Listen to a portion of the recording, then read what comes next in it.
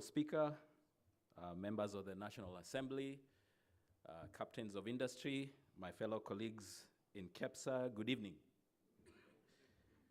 I've seen the passion in nominated member 001 in terms of the banning, and one present that I can maybe give to you is the amendment of the Forest Conservation and Management Act 2016 to be reviewed to make a proper framework for commercial forestry.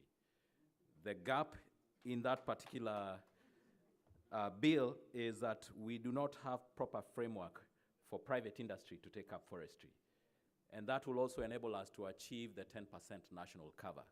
So that would be a good present instead of banning everything as we normally do. So thank you.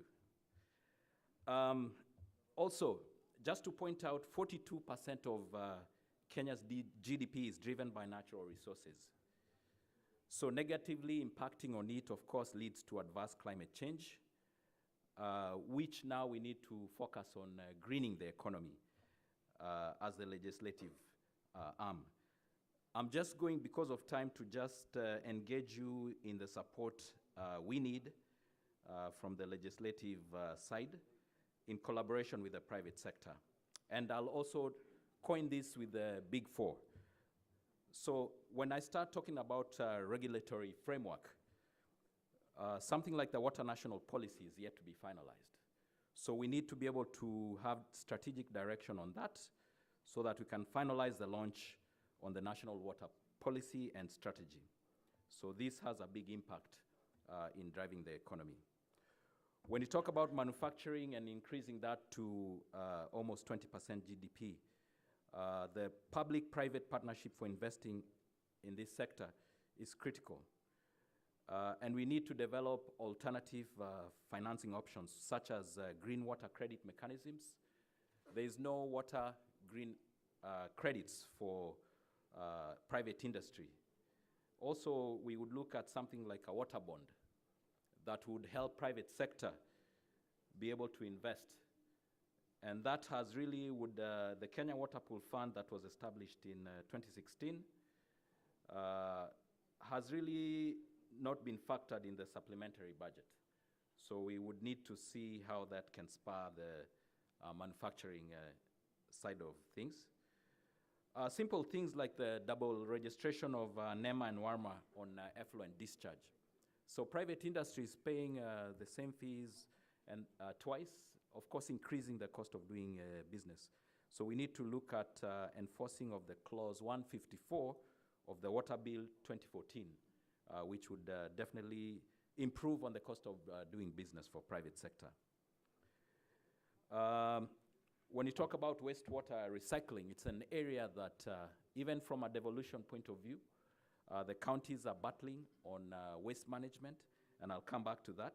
But we're saying water scarcity and the use of fresh water for all commercial and industrial use.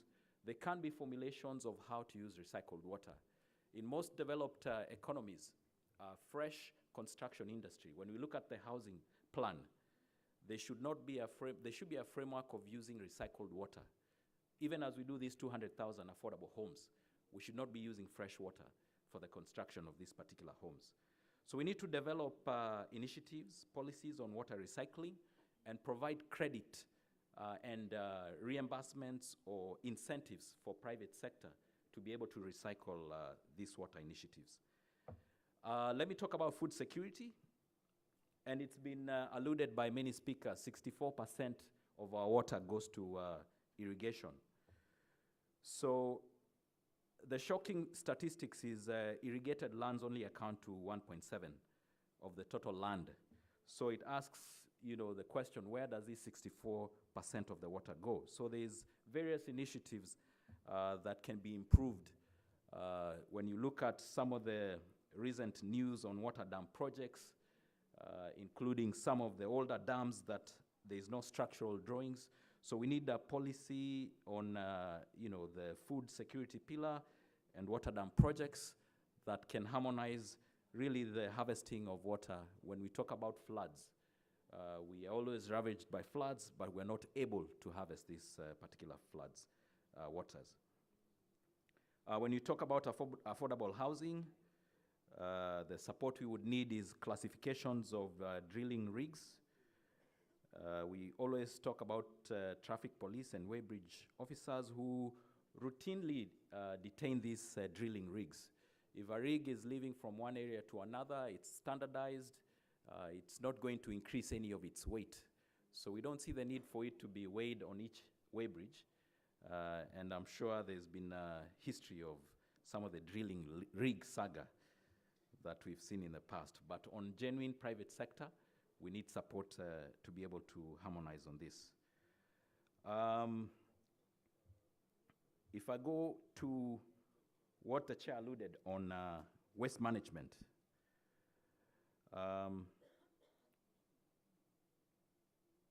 what we need is an urgent review and intervention with an enabling regulatory environment for circular approaches to waste management.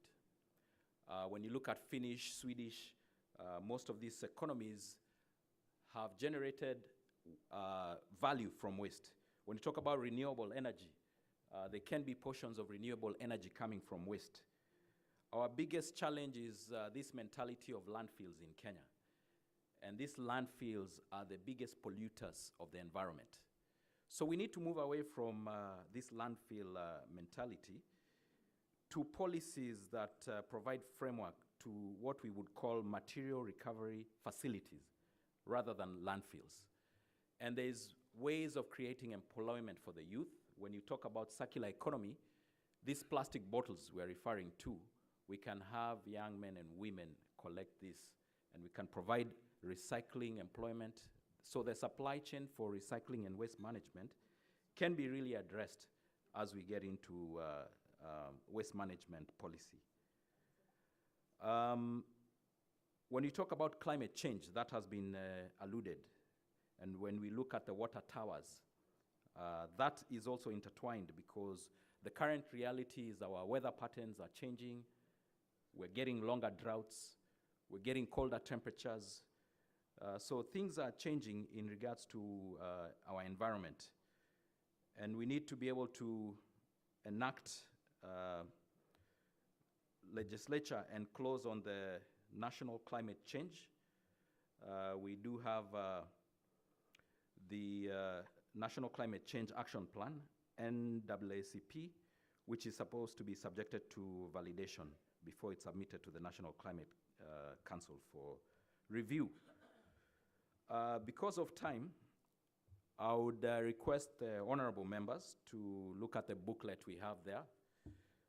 On page 63 and 64, it talks about key legislative agendas that we need support from a private sector perspective, which deal with the environment, water, and natural resources. So we will be engaging the various